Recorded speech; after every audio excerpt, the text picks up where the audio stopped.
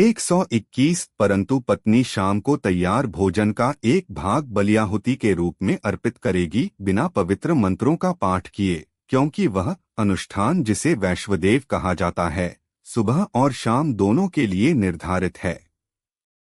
122 पितृयज्ञ करने के बाद एक ब्राह्मण जो पवित्र अग्नि रखता है वह महीने दर महीने अमावस्या के दिन पिंडन वहार्यक श्रद्धांजलि अर्पित करेगा।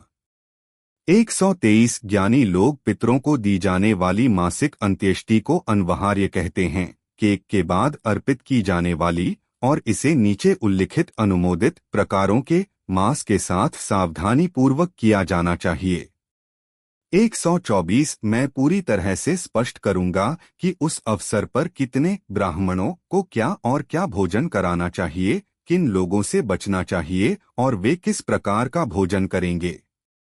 125 देवताओं को अर्पण करते समय 2 ब्राह्मणों को भोजन कराना चाहिए और पितरों को अर्पण करते समय 3 को या दोनों अवसरों पर केवल 1 को, यहाँ तक कि एक बहुत धनी व्यक्ति को भी बड़ी सभा का आयोजन करने की चिंता नहीं करनी चाहिए। 126 बड़ी कंपनी इन 5 लाभों को नष्ट कर देती है: आमंत्रितों के प्रति सम्मानजनक व्यवहार, स्थान और समय की उपयुक्तता, पवित्रता और गुणी ब्राह्मण अतिथियों का चयन, इसलिए उसे बड़ी कंपनी का आयोजन नहीं करना चाहिए।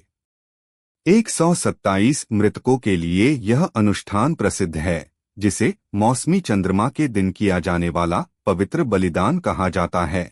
यदि कोई व्यक्ति इसे लगन से करता है तो स्मार्त नियमों के अनुसार किए गए मृतकों के अनुष्ठान का फल उसे निरंतर प्राप्त होता है।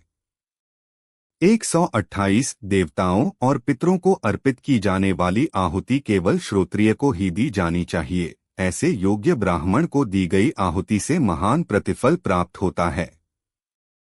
129 वह देवताओं को अर्पित यज्ञ में एक विद्वान व्यक्ति को और पितरों को अर्पित यज्ञ में एक विद्वान व्यक्ति को भोजन कराए, इस प्रकार उसे भरपूर प्रतिफल प्राप्त होगा, न कि यदि वह वेद से अपरिचित अनेक लोगों का सत्कार करे।